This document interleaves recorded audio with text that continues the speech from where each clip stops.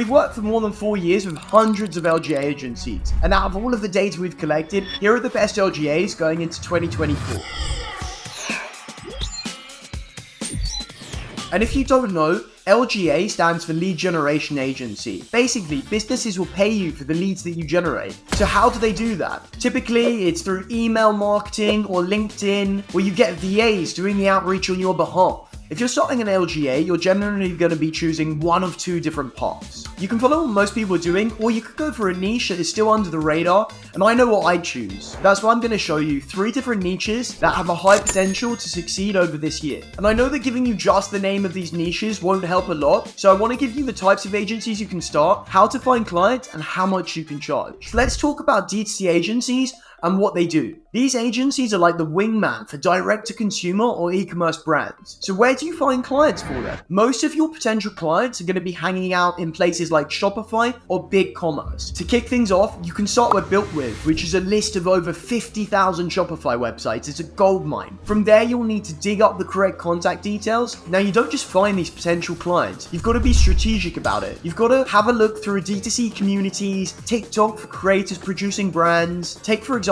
Space Goods. They'd be an ideal match for a D2C agency looking to partner up. Even established brands like Feastables might seek out the right agency. About pricing, D2C agencies aren't randomly throwing about numbers. They've got a business to run, so you won't find agencies in the US that are going to go under $2,000. Most are aiming for a sweet spot of charging around $4,000 to $5,000 on a monthly basis. Now let's talk about SQLs or sales qualified leads. How much are these leads actually worth to these agencies? The agencies are typically willing to shell out around $100 to $200, considering not every lead is a perfect fit. And if we're scoring this, I'd say the ease of delivery is a solid 5, and profitability, I'd say a solid 3. And for quality, it's looking like a strong 4 to 5. Healthcare software. They sell software to either healthcare institutions, hospitals, clinics, or pharmaceutical companies. And how to find their clients? You can actually look through relevant country registries for larger institutions, or even through Yelp and Google Maps for smaller private clinics such as solopreneur doctors, dentists. And remember, the sales cycle here might be a little bit longer depending on the size of account that they're after. A good example is Evermed, who is selling high-ticket software. They're selling to enterprise pharma companies. Someone might be willing to pay them $500 per call book.